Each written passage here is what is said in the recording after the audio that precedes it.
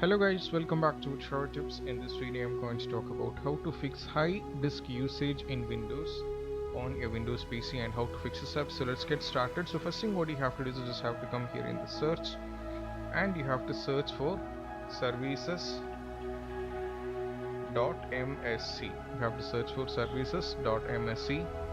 Then you have to open this, and from here you have to scroll down a little bit and you have to click on sysmail. This will be available on the new version of your Windows 10. If you're using the new version, this will be available like this. So you just have to click on this and go to properties, and from here you have to change the startup type into disabled, then go for apply and go for OK. And once after doing that, you just have to restart your computer and most probably the issue will be fixed. And I hope this video is helpful for you guys. If you find this video helpful, don't forget to subscribe and click on the bell icon for more notifications. See you soon in the next video.